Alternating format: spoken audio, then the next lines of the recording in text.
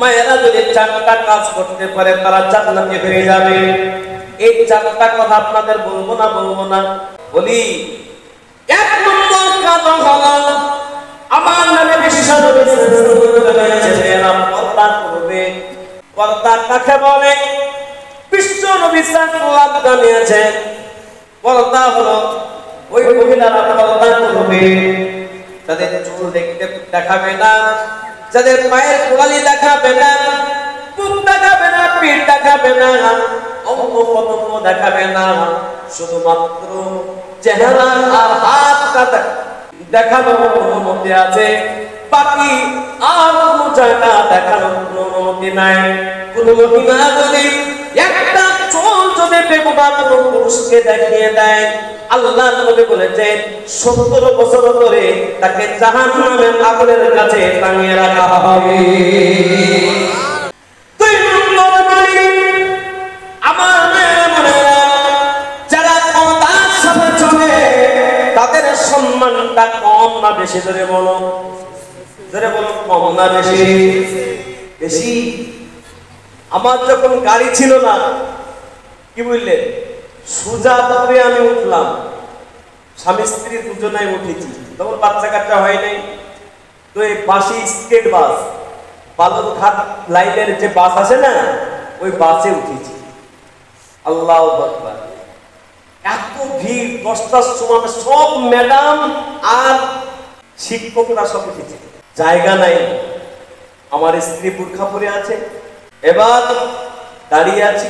দুটো লোক খুব ভদ্র লোক বসে আছে, তার ভিতরে একজন বলছে, মৌলানা সাহেব আপনার স্ত্রীকে এখানে বসে, বুরখা পরে আছে, বসে দেন। ভদ্র মহিলা বসে দেন। ওই পাশেই কিন্তু একটা মহিলা 3 নাম্বার লিপস্টিক দিয়ে ম্যাডাম দাঁড়িয়েছে। যাই, তুমি এটা কাজটা ঠিক করলে না কেন? বলে ওই বুরখা পরা মেয়েটা উঠলো সোজা পরে, আর আমি উঠেছি মালদাতে, তুমি আমাকে সিট দিলে না, ওকে দিলে কেন? তখন ওই লোকটা বলছে, সেটা আমার ব্যাপার। উনি একজন ধার্মিকা মহিলা, যার পোশাক আছে বুরখা, দাঁড়িয়ে থাকতে সমস্যা, আর আপনার রোজ যাতায়াত কোনো সমস্যা নাই। আমার মায়েরা, আমার আব্বাজিরা, আল্লাহ সুবহানাহু ওয়া তাআলা সম্মান দিলেন এই বুরখার কারণে। বুঝতে পারলেন না? 2 বন্ধু ঘুরতে যাচ্ছে, একটা হিন্দু আর একটা মুসলমান।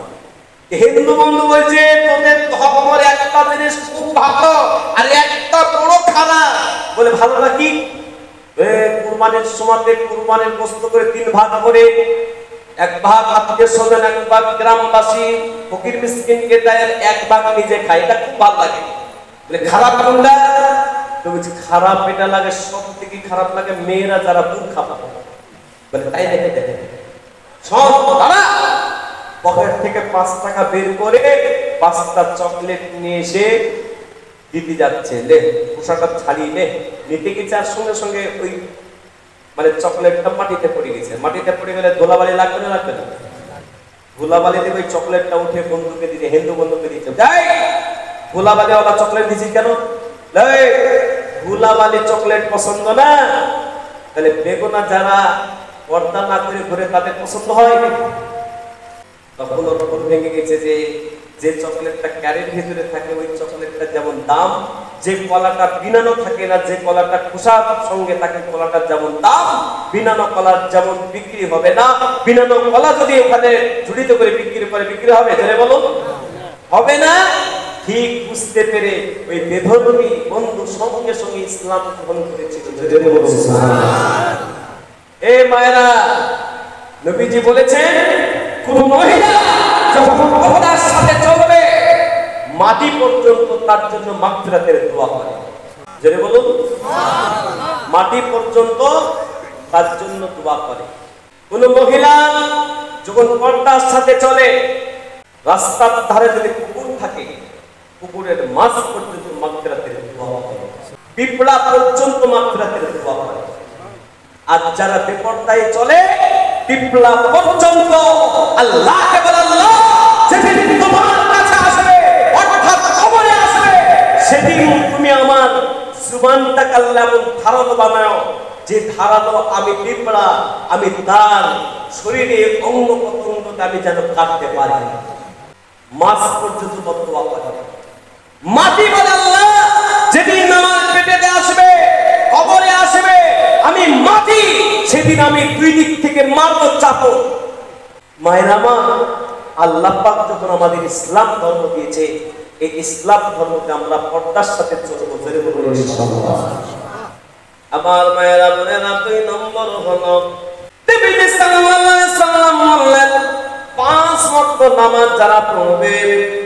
নাম্বার 3 হলো যারা স্বামীর কথা মেনে চলবে। নাম্বার 4 হলো রমজান মাসে 30টা রোজা রাখবে তারা জান্নাতে জোরে বলুন সুবহানাল্লাহ। আমার আজকে আমরা কেমন মুসলমানের বেঈমানের মধ্যে পার্থক্য হলো মুসলমান নামাজ পড়বে বেঈমান নামাজ পড়ে না। সারা বছর আপনি গুনাহ করলেন, আপনি সারা বছর ইবাদত করতে পারেন নাই, আপনি 6 মাস ইবাদত করুন 6 মাস পারেন নাই, 2 মাস করুন 2 মাস আপনি করলেন না, 1 মাস করুন আল্লাহর কাছে ক্ষমা চান তাও হলো না। বলে 1 সপ্তাহ আপনি আল্লাহর কাছে ক্ষমা চান, আপনি নামাজ পড়ুন ক্ষমা চান তাও হলো না। 1 দিন আপনি ইবাদত করুন বছরে তাও হলো না, 1 দিন আপনার জুটলো না। বলে বছরে 1 দিনও জুটলো না, 24টা ঘন্টায় আপনি 1 ঘন্টা ইবাদত করুন ক্ষমা চান আল্লাহ ক্ষমা করবে। শুধু তাই নয়, যদি 1 ঘন্টাও না করেন আমার নবীজি বললেন কেউ যদি বছরে 1 মিনিট আল্লাহর কাছে মোনাজাত করে কান্না করে আমার আল্লাহ রাব্বুল আলামিন 1 মিনিটের কান্নার কারণে 1 বছরের সমস্ত গুনাহ মাফ করে। এটা হলো হাদিস, কিন্তু আমরা কানতেও জানি। আব্বা যারা মায়েরা বোনেরা আমি আপনাদেরকে বলি আজ থেকে আপনারা নামাজের সাথে জোরে বলুন ইনশাআল্লাহ। আপনারা ভালো পথে চলবো বলুন ইনশাআল্লাহ। আপনাদের এলাকাতে সুদখোর আছে? সুদখোর মনে নাই মনে হয় নই মোজাই চলে যান 3 তলা 4 তলা 5 তলা বাড়ি গো, কিন্তু তাদের বাড়ির ভিতরে গুলোতে শান্তি নেই। আমার ভাইয়েরা বোনেরা আজকে গ্রামে যদি কেউ জেনা করে না ধরতে পারে সঙ্গে সঙ্গে ফুল গাছে বেঁধে তার শাস্তি দেবে দেবে না দেবে না জোরে বলুন দেবে না? লোকে খারাপ করবে এ আমার মায়েরা বোনেরা, কিন্তু আল্লাহর নবী সাল্লাল্লাহু আলাইহি ওয়াসাল্লাম জানিয়েছে যারা 1 টাকা জেনে শুনে সুদ খাবে মায়ের সাথে নিজের মায়ের সাথে 36 বার জেনা করা যেমন মহা বড় পাপ জঘন্য কাজ, তার থেকে বড় পাপ হলো 1 টাকা সুদ খাওয়া। এ আমার মায়েরা বোনেরা, এই জন্য আজকে আপনাদের সকলকে বলবো সুদের লাইনে চলবো না, সুদের কারবার করবো না।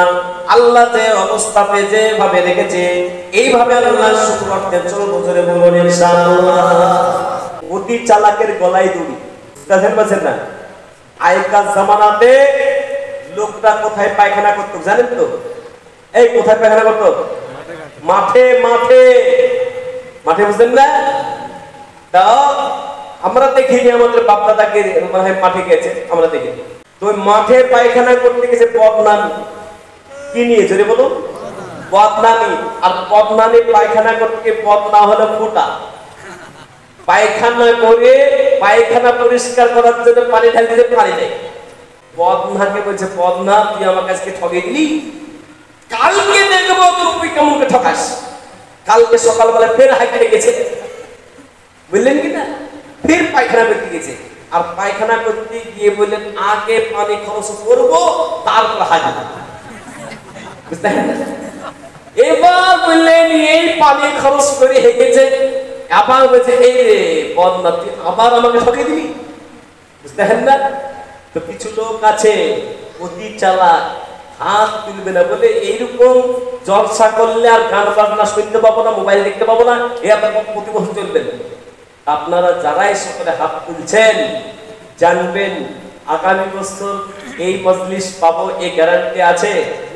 তার আগে মত হয়ে যেতে পারে, জানা নেই নিয়ত দ্বারা কি?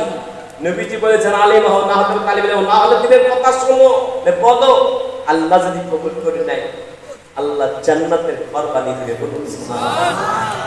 সেই জন্য আব্বাজিরা আপনি বলবেন আমার কাছে কোন জান আছে, মাওলা আস্তে আস্তে দেব। আল্লাহ তুমি আমার বান্দাকে কবুল মাঝে দাও, এই পাঁচশো টাকা দান দিও।